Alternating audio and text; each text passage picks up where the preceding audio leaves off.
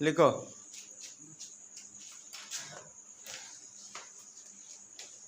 देखिए इस क्वेश्चन को ऐसा करो। देखो देखिए ये कह रहा है सदिश। अब ये देखो कक्षा 12 के गणित भाग 2 में प्रश्नावली 10.2 का एनसीईआरटी बुक है, इसमें क्वेश्चन नंबर 10 है। कह रहा है सदिश 5i cap minus j cap धन 2k कैप ना दिया ना, यानी 5i cap minus j cap plus 2k cap के अनुदिश एक ऐसा सदिश ज्ञात कीजिए जिसका परिमाण 8 इकाई है। क्या है? तो देखो इस प्रकार ज्ञात करना है, ठीक है। हमें लिखना है ये जो दिया है उसको लिख दिया जाए, माना था ना जो दिया है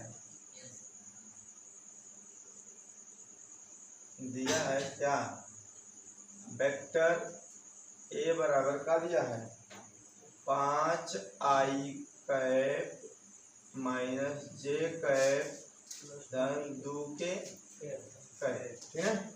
तो इसको लिखेंगे वेक्टर ए यही है, तो यहाँ लिखेंगे माड में वेक्टर ए बराबर, तो लोग को जानते हो इसे कड़ी में लिखते हैं ना का 5 का स्क्वायर माइनस 1 का स्क्वायर माइनस 1 का स्क्वायर ना धन 2 का स्क्वायर, अर्थात वेक्टर ए बराबर अंडर रूट 5 बचे 25 अब 25 1 और 2 दूना 4 1 5 25 5 30 क्लियर है ना। कितना कड़ी में 30। वेक्टर ए के अनुदिश मात्रक सदिश वेक्टर ए के अनुदिश वेक्टर ए के अनुदिश वेक्टर ए के अनुदिश मात्रक सदिश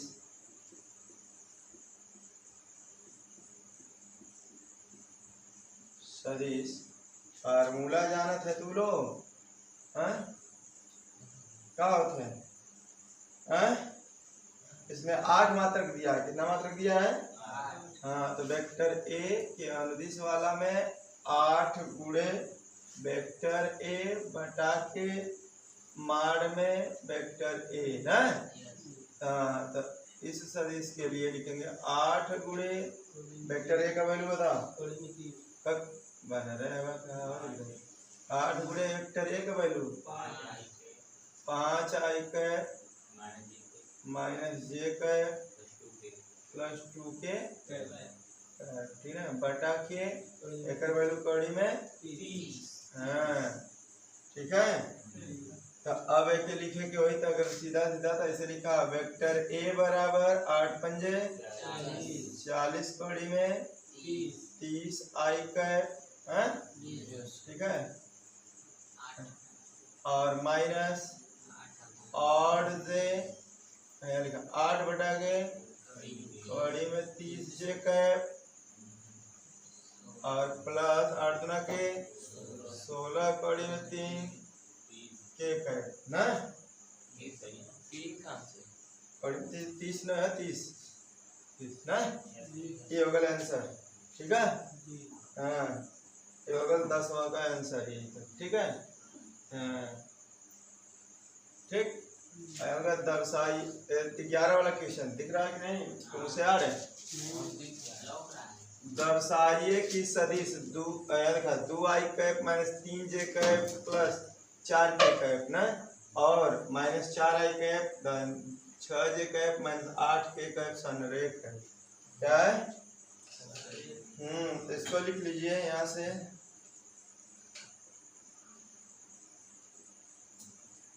माना कि वेक्टर ए बराबर क्या है 2i कैप 3j कैप धन 4k कैप, और वेक्टर बी बराबर मान लिया minus 4i cap plus 6j cap minus 8k cap ना, ठीक इधर है ना।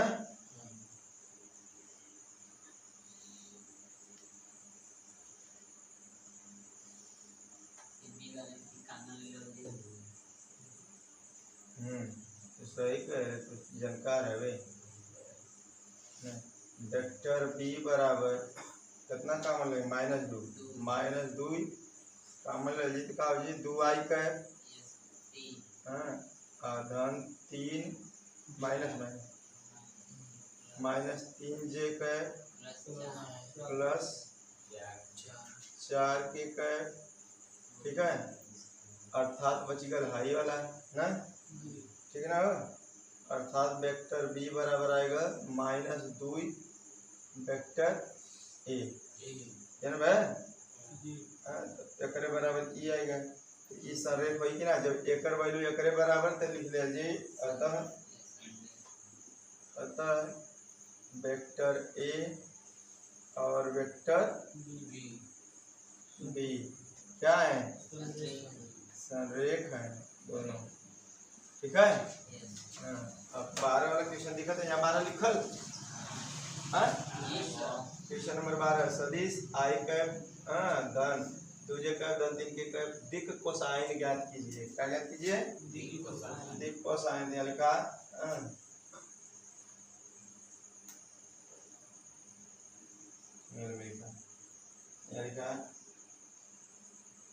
यदि वेक्टर ए बराबर a1i कैप सूत्र है ना a2j कैप धन a3k कैप ना, तो लिखा जाए cos अल्फा बराबर cos अल्फा बराबर a1 बटा के लिखोले होगा अंडर रूट a1 का स्क्वायर धन a2 का स्क्वायर धन a3 का स्क्वायर बतौले कि नहीं, और cos बीटा बराबर सूत्र बस लिखत था a2 बटा के अंडर रूट a1 का स्क्वायर a2 का स्क्वायर a3 का स्क्वायर, ठीक है। और cos गामा बराबर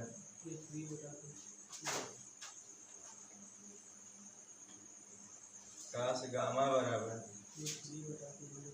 a3 बटा के कुल ये a1 का स्क्वायर a2 का स्क्वायर a3 का स्क्वायर, a3 का 3 करवा दिए स्क्वायर बोलो, ठीक है। अब ये तो फार्मूला तो हम लोग जान ही गए होगा लोग, अभी यही पे दौड़ रखा भाई दौड़ जल्दी कर, हमसे पहले लगा के लिखवा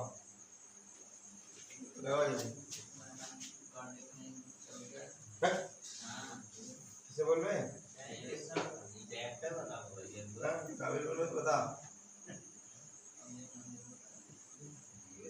लगाओ कहता तो था तो अब तुम टेस्ट ले सकते यहाँ लिखो vector A equal I cap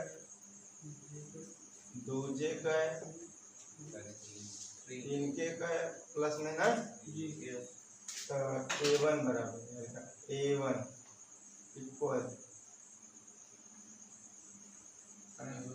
a1 equal 1 a2 equal 2 a3 equal 3 equal इकट्ठा दे देगा इसे ना, यहाँ लिखा जी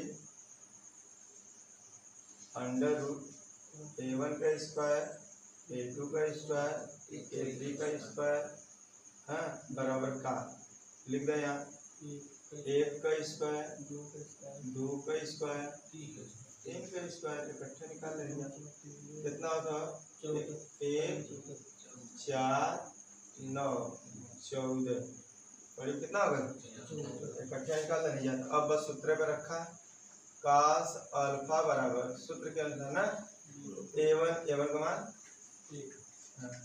a1 का मान 1 बटा के पहला सूत्र के अनुसार, इस सूत्र के अनुसार a1 बटा की कुल एक मन कड़ी में 14 डायरेक्ट रख दें 14 और cos बीटा बराबर a2 यानी 2 बटा की कड़ी में 14 cos गामा A3 यानी 3/14 क्लियर है। बताओ तुम लोग हमको ये आ गया दिक कोसाइन का वैल्यू क्या हो गया, इसी को बोलेंगे दिक कोसाइन, दिक कोसाइन है, ये प्रोग्राम आंसर ठीक है, कोई दिक्कत नहीं।